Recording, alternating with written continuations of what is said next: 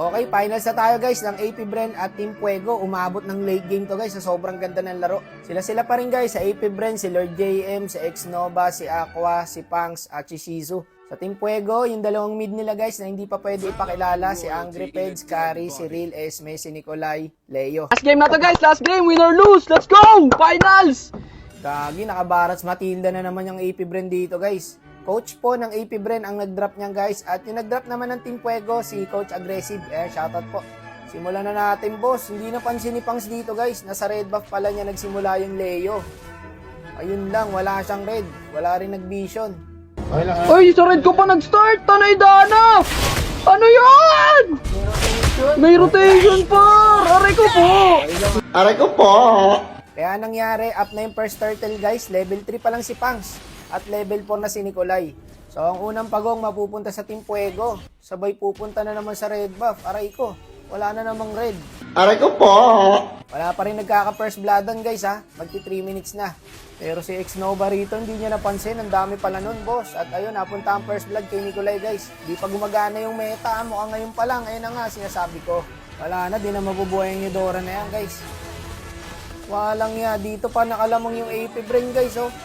Ang hirap ng early nila. Isang mali lang ng Team Fuego. Lamang na agad ang AP Bren.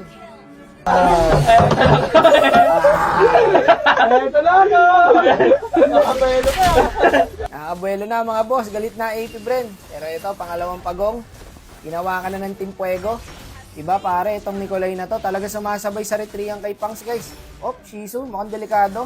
At mukhang hindi na siya bubuhayin dito boss. Pinasok na sa tower. May nangyayari ding bakbakan dito, bossing ha.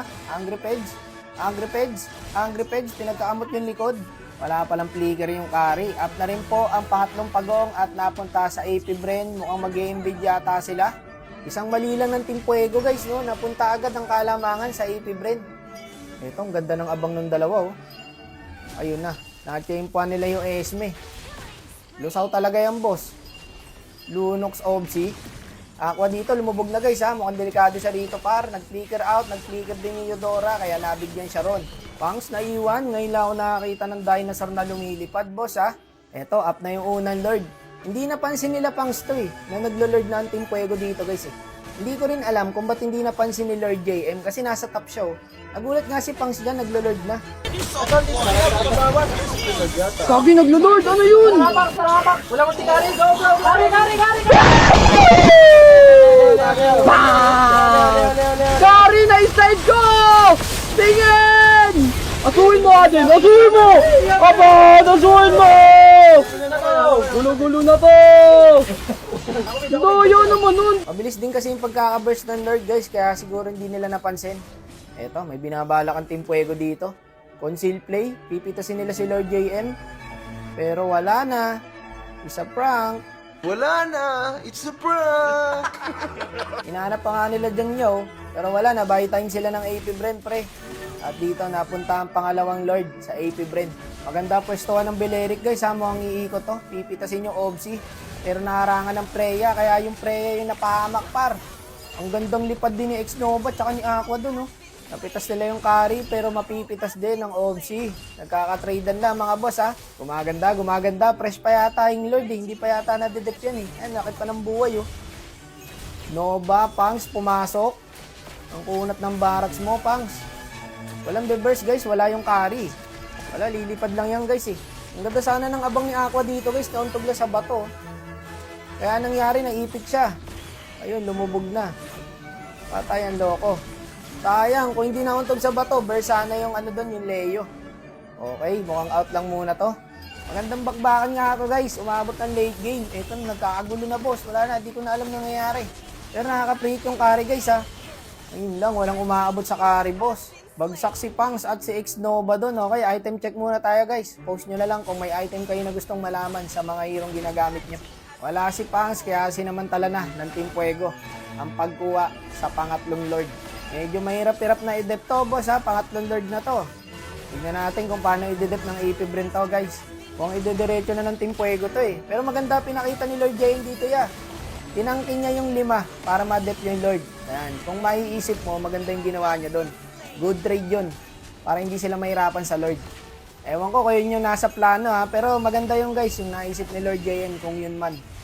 Ito maganda din nangyari dito pre. Nahila dito ni Pang si Nikolai. Gago, laban na ng buying sell to pre. Nikolai dito nag-buying sell, Pangs dito nag-buying sell, Pangs bumili ng imo. Putik na yan par, iba talaga maglaro mga pro player sa totoo lang. Pero Pangs dito mukhang patay, lumit yung barracks niya par, inabot siya ng Eudora. Eudora makakatakas ba, nag-buying sell din. Grabe nga naman talaga magsigalawan ng mga pro player boss. Yung ina boss, ang sarap nila panoorin no, absolute tanda. Walang yayong sinayon boss. Kumbaga para ka nanonood ng cinema. Eto, up na po ang pang-apat na Lord. Medyo mahirap-hirap na i-dep yan guys ha. Galing ng ginawa ng Bele. Hinarangan niya si Pangs para di makaretry. Pagbutahin mo na yung bagong room mo, Sir Fuego, pwede yan. Uy, delikado kay pare ha, Lord JN. Tatapusin na. Oop, yung 2 mm dito, nagkaka-1v1, nagkaka-buy and sellan din, boss. Absolute tanda, boss. Pero mukhang maiipit dito yung Eudora. Wala, sandwich play siya dito, bossing. Wala na siyang tatakbuhan. Kaso kasi nakuha ng Team Fuego yung Lord, guys eh.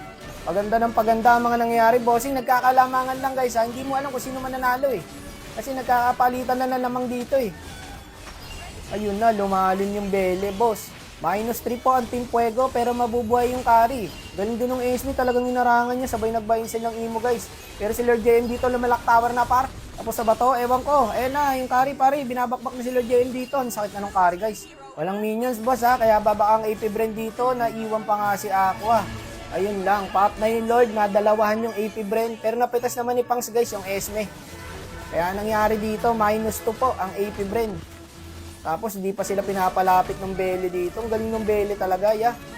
Iba mag-vision tong Bele na to. Alam ko, napipi ko na yung pamato ko dyan sa Bele na yan eh. Ayun, kinain niya na, Brad. Kaso nag-buy and sell din. Naka-flicker pa, oh. Threat talaga sa kanila yung Bele, guys. Ang galing gumalaw ng Bele. Pero inabol dito ni Lord JM. Lord JM, baka talaga dyan, boss. Ang katina ng carry. Ayun na ang bida, magpapanalo si Aqua, boss, oh. Nag-rugby DD. Doon nadali ang Team Fuego. Ganda ng ginawa ni Aqua doon, boss. At eto, imimid na ng AP Brand to, guys. Yun na, 2 pungguin, double! Liparan mo na! Bang! Uy, flicker! Uy pa ako gagi, di niya ako mapalo. Slide power up! Bag! Ang kukulit nyo, mga Team Fuego! Kaya pa rin sa ato yung balok ka na. So ayun, nanalo po ang AP Brand pero maganda pinakita ng Team Fuego guys ha, umabot ng finals eh. So dito na po nagtatapos and thank you po sa management ng AP Brand and sa management ng Team Fuego. God bless.